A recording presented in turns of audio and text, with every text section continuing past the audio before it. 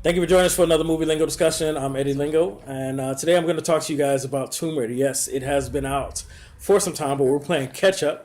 So I'm going to try and give you a quick, spoiler-free review on Tomb Raider. Now, we all know that this franchise has been around for some time in cinemas and in video games, and they both have tried to reboot themselves.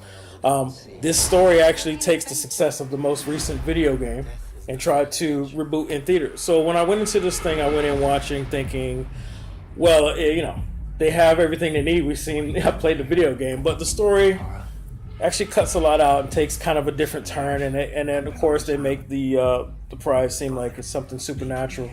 But Lara Croft's father is supposedly passed, and she's supposed to inherit all this money, but she decides to live without it because she doesn't want to admit that her father has passed. But finally, when she gives in, she's about to sign these papers, he leaves some clue for her, which sends her on this adventure, which she wasn't supposed to go on. Her dad actually left her a video saying, burn this stuff because it's going to get in the wrong hands, but she didn't listen. She went on an adventure because she wanted confirmation that her father was dead. Now, that's your story. That's what ends up starting this Tomb Raider Legacy. This is supposed to be an origin story. And I got to tell you, I did not like this movie. Did not like this movie at all. It wasn't true to Tomb Raider, and it had horrible writing in moments when they wanted just to push the story. Okay? I'll give you a great example.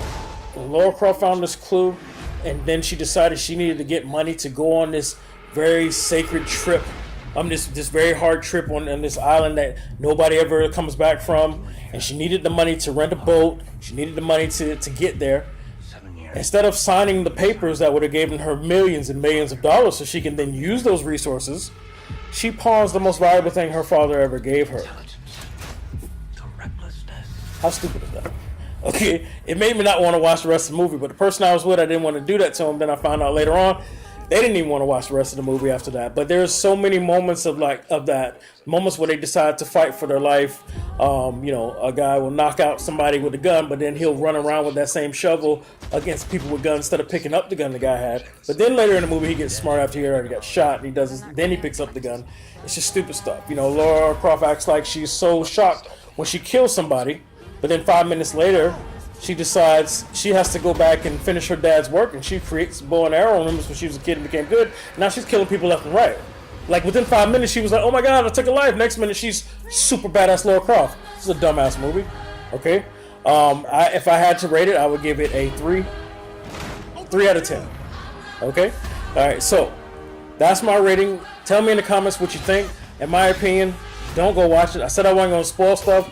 I think I just didn't spoil things. I think I saved you by giving you that information. But, to each his own. If you want to still go watch this movie, fine. If you have watched this movie already, let me know if you agree or not. I'm giving it a 3 out of 10. That's Movie Lingo Rating. Thank you for joining me for another discussion. I'm Eddie Lingo, and I'll see you on the next one.